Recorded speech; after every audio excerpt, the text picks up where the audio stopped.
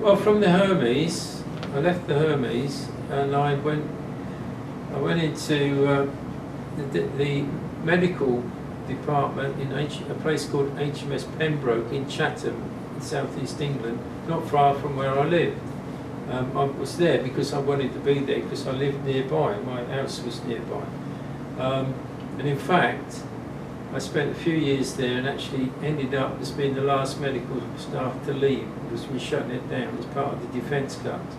And so I served there, and then I was put on board HMS Cleopatra, which was a Leander class frigate, and I was actually what they call Pet Officer Medical Assistant to the captain of the 7th Frigate Squadron, which basically meant I was the senior medic of a squadron of 8 ships. And it was my job to keep the rest in line, which was very difficult. It was often thousands of miles apart, but that's what I did. I even had a nice big stamp, and actually the squadron medical officer gave me his signature on the stamp so that I could get things done without pestering him. You know. And in fact, it's difficult to understand, I suppose, with some people, but I actually, as a medic on board ship, I actually had a sort of relationship which was different to the rest of the sailors. Because I was the doc, I'm the doc. It's a sort of proud title, really. And to give an example, we had a doctor come on board. They have to do so much sea time, a few months sea time before they get the next highest rank. And I had 2 doctors come on board at different times. But this particular doctor came on board.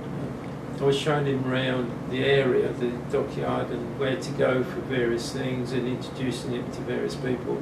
He came back on board, and I found two suitcases in my sick bay. So I said to him, I've got something to do. I picked up the suitcases, took them off the ship, put them on the jetty, and went back on board. Because I'd guessed what was about to happen. So shortly afterwards, the phone rang in the sick bay, and I answered it, and it was the captain. He said, "Doc, can you come and see me for a minute, if you don't mind?" I said, "Yeah, sure." So I went up to see the captain, went to his cabin. He said, "Those 2 cases in your sick bay." I said, "There are no cases in my sick bay." He said, "There are." I said, "There aren't." I said, "I put them on the jetty."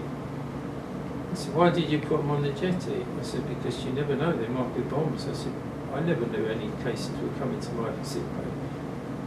I said, "So I put them somewhere safe on the jetty, so if they go bang, they're not going to damage it." He said, "Well, actually, they're the suitcases of 2 junior officers who are joining us. And they've got nowhere to sleep. And you've got 2 cots in your sick bay." I said, "Well, with all due respect, sir," I said, "it's against fleet standing orders. You know, you can't have people sleeping in the sick bay. It's strictly illegal, as you know, sir." He said, "Well, I know that." He said, "But can we make an exception in this case?" He said, "They really do need somewhere to sleep." And I said, "Okay, fine."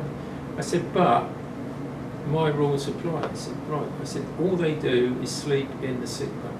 They don't do anything else in the sick bay. They don't wash in the sick bay. They don't do anything. It's only a small sick bay anyway.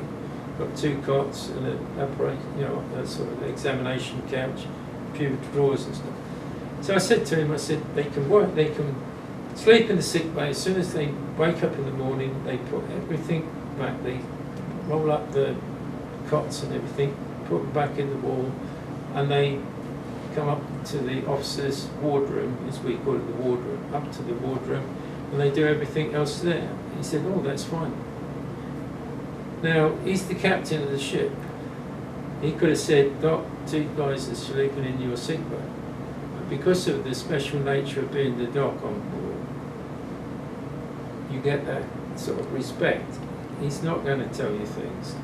He's going to negotiate with me. And in fact, this doctor who's on board, he said to me, "The captain, you know, why is he asking you what he can do?" I said, "Because it's my sick bay." I said, "You remember that, it's my sick bay."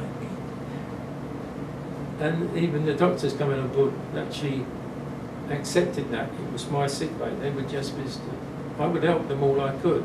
And in fact, one of them gave me a Bible, because I've always been a religious sort of guy, gave me a Bible with a little writing in, thanking me for instructing him as how to behave on board ship. Because they don't know, the doctors, so they come on board.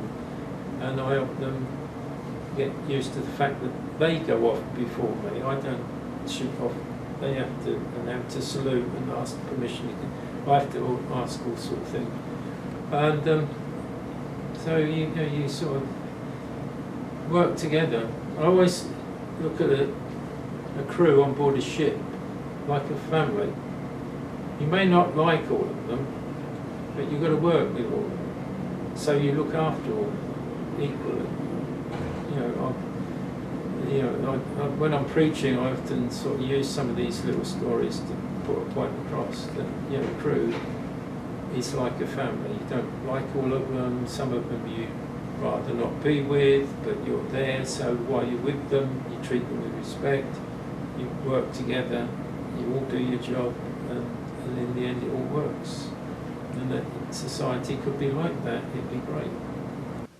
I served on a minesweeper, 2 nuclear submarines, an aircraft carrier and a frigate. On the frigate we occasionally had these, what we called Russian trawlers chasing us. But the only interaction I can think Russia-wise, I mean, in the submarine service we were up north, we were interacting with the Russians, to put it politely.